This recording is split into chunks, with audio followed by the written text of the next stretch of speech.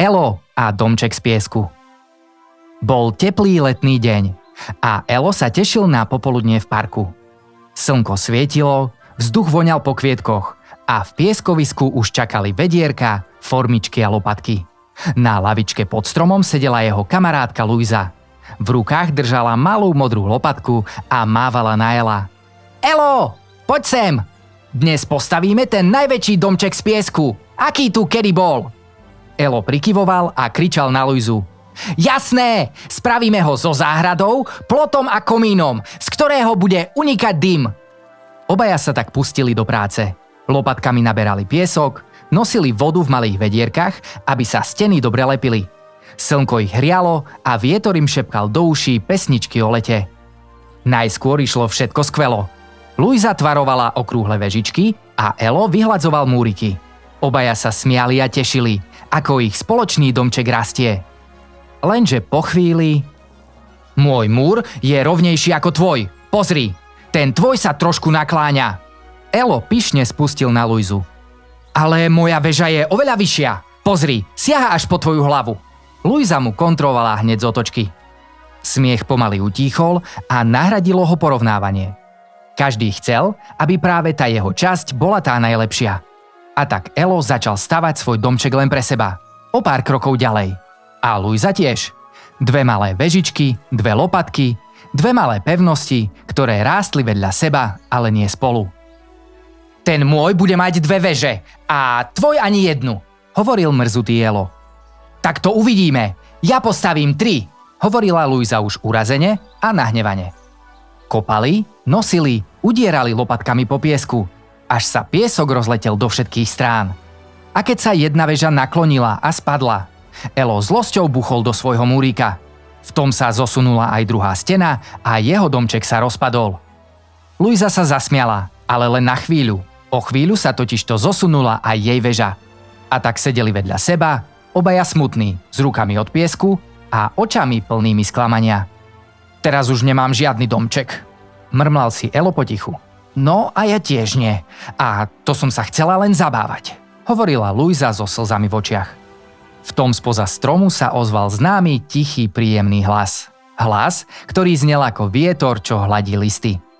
Ach, vidím, že čo ste postavili, ste zároveň aj zbúrali. Čo sa to tu stalo, vy malí stavitelia?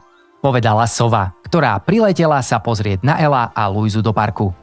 Chceli sme postaviť ten najväčší domček. Ale Luisa chcela, aby ten jej bol najväčší.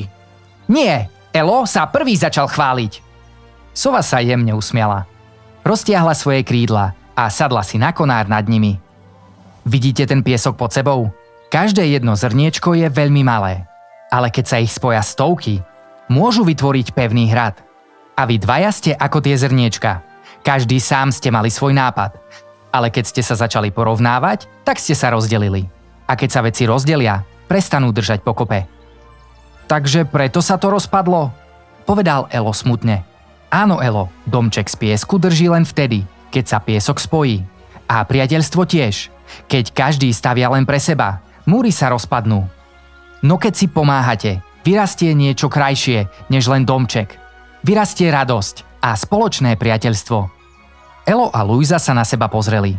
Chvíľu bolo ticho. Tak sa Elo usmial a povedal: Luisa, postavme ten domček spolu.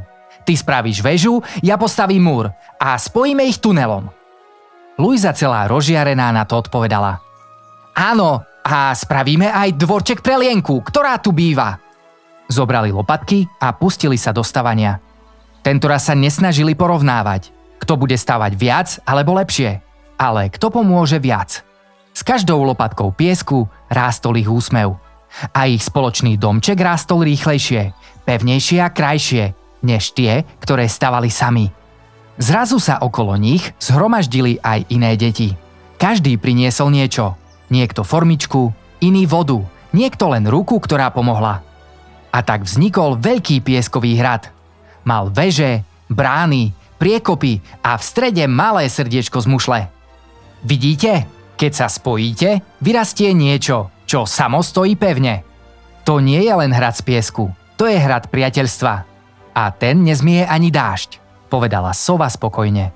Slnko sa pomaly skláňalo a jeho lúče sa odrážali od vežičiek. Elo a Luisa sedeli vedľa seba, ruky zaborené do piesku a obaja sa usmievali. Vieš, Luisa, ten náš spoločný hrad je oveľa krajší než ten, čo som staval sám, povedal Elo. Áno, lebo sme ho stavali spolu. Sova ticho odletela, zatiaľ čo sa smiech detí miešal so šuchotom listov. A v piesku, medzi malými otlačkami prstov, zostalo niečo, čo nebolo vidieť. Malý, neviditeľný most priateľstva, ktorý sa spája len vtedy, keď si ľudia pomáhajú.